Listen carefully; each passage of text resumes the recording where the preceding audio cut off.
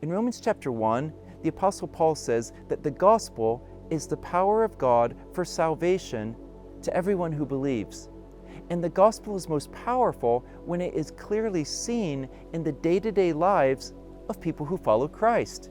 And when it is, that power can often be felt for generations to come. Probably the greatest Christian ever to come out of Uganda is Apollo Chivebulaya. He was first attracted to the Christian life through the life example of Alexander Mackay, the first missionary to Uganda. Apollo spent nearly 40 years of his life preaching the gospel to the forest people in the Democratic Republic of Congo. Other missionaries had gone there before him as teachers, but the people rejected him. But the Lord worked powerfully through Apollo's preaching because he lived among them as a friend. He slept in their homes. He ate their food. He lived among them. He loved them. He shared his life with them, and he shared Christ with them as one of them. That's the power of the gospel that Paul talks about in today's reading from 1 Thessalonians 1-3. He begins by saying in verse 5 that he didn't just come teaching the gospel as words of a doctrine to be believed. He says he came in the power of the Holy Spirit and with full conviction.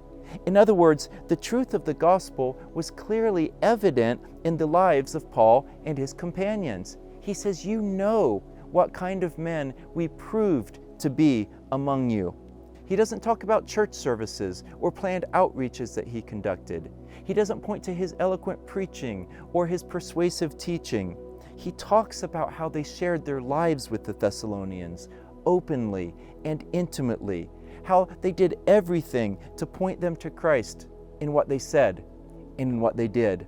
He says in chapter 2 that the Thessalonians clearly saw the boldness of Paul and his friends in the face of suffering.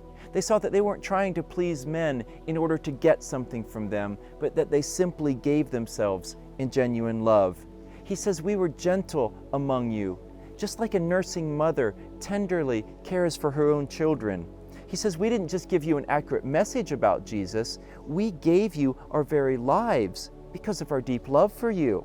He said, we worked hard to earn our own living among you so that we could give you the gospel for free.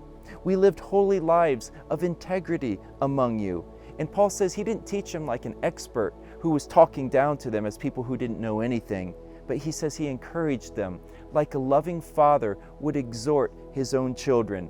And to all of this over and over, he says, just as you yourselves know, because they'd seen it. They preached the gospel with their mouths, but it was their lives that made it real. And Paul says in verse 12 that they weren't doing it to build Paul's big ministry. They did it simply so that the Thessalonians would know Christ and so that they would walk in a manner worthy of the Lord. That's exactly what the power of the gospel does. And it says back in chapter 1, verse 6, that the Thessalonians then became imitators of Paul and his companions. They had turned from idols. They had given their lives fully to Christ. They had stood firm in the midst of persecution. And their lives then became an example to the believers throughout Macedonia and Achaia and all over the world. That's the power of the gospel when it's real, when it's visibly seen in people's lives, when it's not just an occasional message that we preach with our mouths, but it's at the heart of everything we do in our lives from day to day.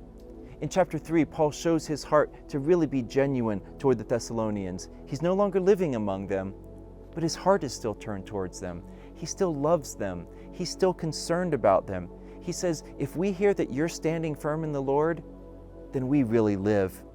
Because the reality is he never wanted anything from them. He only wanted something, the life of Christ, for them. That's the heart of true ministry, giving yourselves fully to others, not for your own gain, but as Paul says in verses 12 and 13, so that they might be filled with the love of Christ, so that they might be blameless before God, so that they might eagerly look ahead with hope to the day when he will come and take us to be with him forever.